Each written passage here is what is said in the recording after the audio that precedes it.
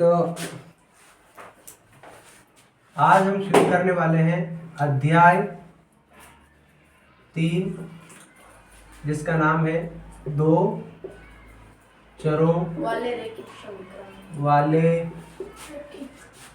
रैखिक समीकरण। ठीक, दो चरों वाले रैखिक समीकरण। सबसे पहले हम बात करते हैं चर क्या होते हैं, फिर हम बात करेंगे अचर क्या होता है। ठीक, चर को बोलते हैं वेरिएबल और अचर को बोलते हैं कांस्टेंट। चर एक ऐसा होता है जिसकी वैल्यू फिक्स नहीं होती। For example x, y and z। Suppose कोई स्टूडेंट कहता है मेरे पास x रुपए, तो इसकी कोई फिक्स वैल्यू नहीं, वो x कुछ भी हो सकता है। हो सकता है कि x इज इक्वल टू 12 हो, 20 हो, 30 हो, 50 हो, कुछ भी हो सकता है। अचर ऐसा होता है जिसकी वैल्यू क्या हो, फिक्स। फॉर एग्जाम्पल मेरे पास 50 रुपए है ना, या यहाँ से छोटी घाटू तक की दूरी 4 किलोमीटर है ना, कोई भी एक कांस्टेंट वैल्यू के साथ। ठीक है, आज जैसे मैं 100 कदम चल के आया, तो ये 100 कदम जो चल के आया है इसकी वैल्यू फिक्स है, तो इसको हम बोलेंगे अचर, जिसकी कांस्टेंट जो कांस्टेंट होता है जिसकी वैल्यू फिक्स होती है।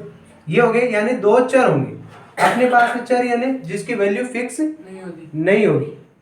ठीक है ना, तो एक तो चर मान लेते हैं x है, दूसरा चर है अपने पास में y, जिसकी वैल्यू फिक्स नहीं होगी। और यहाँ पे दूसरी वाली बात आती है रैखिक, यानी जब आप इस समीकरण का बनाएंगे ग्राफ, तो वहां पे ग्राफ बनेगा एक रेखा के रूप में। सपोज करो दो चर वाले, यानी आप वो दो चर x या y के रूप में ले सकते हैं, या a या b के रूप में ले सकते हैं। और इससे जब ग्राफ बनाएंगे तो वो ग्राफ बनेगा एक सीधी रेखा। कैसे बनेगा, एक सीधी रेखा। ठीक, और समीकरण का मतलब हो गया कि उसके बीच में इक्वल का साइन होगा। अगर सपोज करो मैंने ऐसे लिखा 5x ग्रेटर देन 0, तो यहाँ पे ये जो लिखा है ग्रेटर देन, ये ए समीका में आता है, ये समीकरण में नहीं आएगा। और दूसरा जो होगा, जैसे सपोज करो मैंने लिखा 5x इज लेस देन 3, तो ये हो जाएगा ए समीकरण। इक्वल आ गया, जैसे 5x इज इक्वल टू 3, अगर इक्वल आ गया तो वो समीकरण है, इक्वल नहीं आया तो इसका मतलब वो क्या है, आपकी ए समीका है। क्या है, ए समीका। तो हम यहाँ पे समीकरण पढ़ेंगे, समझ गए, हम ए समीका के बारे में नहीं पढ़ेंगे। और दो चर होंगे, या तो x y होगा या a b होगा।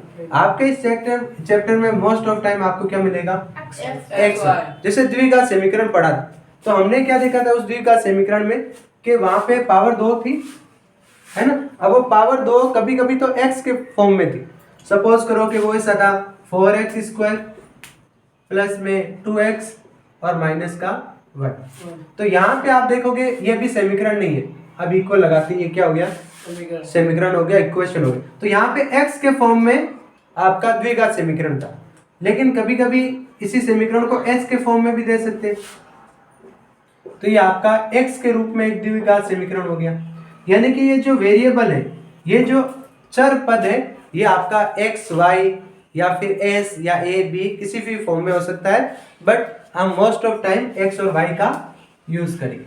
अब रैखिक समीकरण होगा दो चरों वाले, तो यहाँ पे पहला समीकरण मान लेते हैं, जैसे द्विघात समीकरण पढ़ा था, तो उसका व्यापक रूप क्या था, ax square plus bx plus c is equal to 0।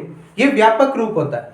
अब वैसे ही व्यापक जो रूप होगा दो चरों वाले रैखिक समीकरण का, वो हो जाएगा आपका ये वाला कि ax plus by plus c is equal to 0। ये व्यापक समीकरण है, एक रैखिक समीकरण का व्यापक रूप। समझ गए कि आपको इस फॉर्म में मिलेगा। क्या ये जो व्यापक रूप है इस वाली बात को सेटिस्फाई कर रहा है। यहाँ पे दो चर होने चाहिए, तो एक चर कांस्टेंट तो हमने माना है x और एक माना है y। ये दो आपके हैं चर पद। तो ये जो a b और c ये है आपके नंबर होंगे, कोई क्या होंगे, नंबर होगी, कोई संख्या होगी। जो कि इसके गुणांक कहलाएंगे। क्या होंगे? गुणांक। यहाँ पे जो हमें जिसकी वैल्यू पता नहीं होगी वो x और y की होगी। फॉर एग्जाम्पल ऐसा हो सकता है जैसे 2x plus 3y plus 5 is equal to 0। तो यहाँ पे जो चर पद है वो x और y है। तो x का गुणांक है 2, यानी a यहाँ पे a की वैल्यू कितनी है? 2। कितनी है? 2। और यहाँ पे y तो अपनी जगह पे है, तो b की वैल्यू कितनी है? 3। और यहाँ पे c की वैल्यू कितनी है? 5। अगर मैं इसके साइन को ऐसे बदल दूं, 2x माइनस 3y प्लस के 5 इज इक्वल टू 0। तो यहाँ पे x तो अपनी जगह पे है, जो a की वैल्यू है वो है आपकी 2, और अब की बार b की वैल्यू क्या होगी? माइनस के 3। और यहाँ पे c की वैल्यू कितनी है? प्लस के 5। तो व्यापक रूप के हिसाब से आपको देखना है, ठीक है ना। अब यहाँ पे आपको मिलेंगे 2 समीकरण। कितने समीकरण? 2 समीकरण। अगर मान लो व्यापक रूप, तो आपको ये मिलेगा ax plus by plus c बराबर में 0। ये पहला समीकरण। और मान लेते हैं यही आपका दूसरा समीकरण है, plus c is equal to 0। क्या यहाँ पे दोनों समीकरणों में x और y सेम रहेंगे या अलग अलग रहेंगे? सेम रहेंगे, क्योंकि ये आपके क्या है? चर है जिसकी वैल्यू हमें फाइंड करनी है। a है ना, a b और c ये गुणांक है, और c तो आपका अचर पद है। तो गुणांक चेंज हो सकते हैं। सपोज करो जैसे मैंने कहा यहाँ पे 2x प्लस 3y प्लस 5 है, ये पहला समीकरण है। दूसरा मैंने यहाँ पे ले लिया 4x plus 6y plus 10 is equal to 0। तो यहाँ पे x तो दोनों जगह पे रहेगा, y भी दोनों जगहों पे रहेगा, लेकिन जो x और y के गुणांक है वो अलग अलग हो सकते हैं। तो यहाँ पे हो सकता है यहाँ पे गुणांक अलग हो x का, तो उसको हमने a1 कंसीडर किया। हो सकता है x का गुणांक यहाँ अलग हो, तो उसको हमने a2 कंसीडर किया। यहाँ पे b का गुणांक y का गुणांक अलग है इसलिए b1, यहाँ पे अलग है इसलिए b2। यहाँ पे अचर पद अलग हो सकता है, यहाँ पे अचर पद अलग हो सकता है। तो कभी भी x का आपको ऐसा देखने को नहीं मिलेगा x1 y1, आपको ऐसा देखने को मिलेगा a1x b1y और c1 a2x plus b2y plus c2। ये एक रैखिक समीकरण है। रैखिक समीकरण है, यानी जब ग्राफ बनाओगे तो एक सीधी रेखा का ग्राफ बनेगा। सीधी रेखा का ग्राफ बनेगा, एक लाइन आपको एक सीधी रेखा इस समीकरण से प्राप्त होगी, दूसरी सीधी रेखा इस समीकरण से प्राप्त होगी। जब हम ग्राफ बनाएंगे तब 3 आइडियल कंडीशन है कि ये दोनों रेखाएं कैसे गुजरेंगी। हो सकता है इससे जो ग्राफ बने ना, उसकी लाइन मान लो कि ऐसे जा रही है, और इससे जो ग्राफ बने हो सकता है उसकी लाइन ऐसे जा रही है, यानी ये एक पॉइंट पर इंटरसेक्ट कर सकती है, प्रतिच्छेद कर सकती है। एक पॉइंट पे हो सकता है ये मिलके जाए। या फिर दूसरी कंडीशन क्या है कि मान लो कि ये पहली लाइन तो ऐसे गुजर रही है और दूसरी लाइन बिल्कुल इसके सहारे ऐसे गुजर रही है, पैरेलल, इसके समांतर, यानी कि ये दोनों लाइनें कभी नहीं मिले। हो सकता है। या फिर तीसरी लाइन है कि वो फर्स्ट लाइन भी है और सेकंड लाइन भी ये है, एक लाइन के ऊपर दूसरी लाइन चली जाए। ये 3 ही कंडीशन होती। सपोज करो, मान लो कि भाई आप जा रहे हो गाड़ी लेके, है ना, तो हो सकता है कि आप भी गाड़ी लेके जा रहे हो और आप भी गाड़ी लेके जा रहे हो, दो दोस्त गाड़ी लेके जा रहे हैं, वो एक बार एक दूसरे को क्रॉस करें, है ना, चौराहे पे मिल गए, एक इस साइड में निकल गया, एक इस साइड में निकल गया, तो वो चौराहे पे मुलाकात हुई। उसके बाद ये इस साइड जा रहा है, दूसरा इस साइड जा रहा है, कभी भी आपकी मुलाकात नहीं होगी। एक पॉइंट पे आप मिले उस चौराहे। हो सकता है कि आपका दोस्त, आप रोड पे ऐसे चला रहे हो, आपका दोस्त ऐसे चला रहे हो, दोनों साथ साथ चल रहे हैं, लेकिन कभी भी एक दूसरे को क्रॉस नहीं करेंगे क्योंकि वो समांतर चल रहे हैं। समझ गए? एक दूसरे के पैरेलल चल रहे हैं। जैसे सीढ़ी होती है ना, सीढ़ी का एक बंबू इस साइड में, दूसरा बंबू इस साइड में, होते हैं पास पास, लेकिन कभी एक दूसरे को टच नहीं करते। तीसरी आइडियल कंडीशन है कि कोई आपका पीछा कर रहा है, आप जैसे जैसे जा रहे हो आपके पीछे पीछे भी वैसे ही जा रहा है ना, तो ये तीसरी आइडियल कंडीशन हो सकती है। तो अब हम देखेंगे कि इन दोनों जो समीकरण है, इसका यूज करके हम कैसे पता करेंगे कि इसका ग्राफ कैसे बनेगा। है ग्राफ हो सकता है कि वो ऐसे करें, इंटरसेक्टिंग ईच अदर, एक दूसरे को प्रतिच्छेद करती हुई, या दोनों लाइनें एक दूसरे के समांतर हो, या फिर एक लाइन दूसरी लाइन के ऊपर हो। तो इसके लिए हमें लेना पड़ेंगे दो रेखाएं। सपोज करो दो रेखाएं, सरल रेखाएं, ठीक है ना, जिसके समीकरण है a1x plus b1y plus c1 is equal to 0, फिर a2x प्लस b2y प्लस में c2 इज इक्वल टू 0। पहला इक्वेशन, दूसरा इक्वेशन। अब हमें x y को छोड़ के इनके गुणांकों को देखना है। हो सकता हम a1 लेंगे यहाँ पे, उसके नीचे चेक करेंगे a2 की वैल्यू क्या है, यहाँ पे b1 की वैल्यू चेक करेंगे b2 के साथ, और c1 अपॉन में c2। पहली कंडीशन क्या आ रही है कि भाई हो सकता है a1 बटा a2 डिवाइड करेंगे, है ना, तो हो सकता है ये बराबर नहीं आए b1 बटा b2 के। जब एग्जाम्पल लेंगे तो और ज़्यादा अच्छे से समझ में आएगा। जब a1 अपॉन a2 बराबर नहीं होगा b1 बटा b2 के, तो आपको तीसरा वाला चेक ही नहीं करना, पहले ही अलग अलग आ गए। तो इसका मतलब आप एक चीज ध्यान रख सकते हो कि ग्राफ बनेगा ऐसा, क्रॉस होता हुआ। तो बताओ ये कितने बिंदु पर कट हो रही है? एक बिंदु पर। इसका मतलब हम बोलेंगे कि रेखाएं कैसी हो जाएंगी? प्रतिच्छेदी। रेखाएं हो जाएंगी प्रतिच्छेदी, इंटरसेक्टिंग ईच अदर, प्रतिच्छेदी। हल बताओ कितने हो जाएंगे? एक। जितनी जगह मिलेगी उतने हल, ऐसे याद रखना है। एक जगह मिल रहा है तो हल कितने हो जाएगा? एक जो हल होता है उसको अद्वितीय बोलते हैं, यूनिक आंसर होगा इसका। एक ही जगह मिलेगी और कहीं पे भी नहीं मिलेगी। प्रकृति इसकी कैसी हो जाएगी?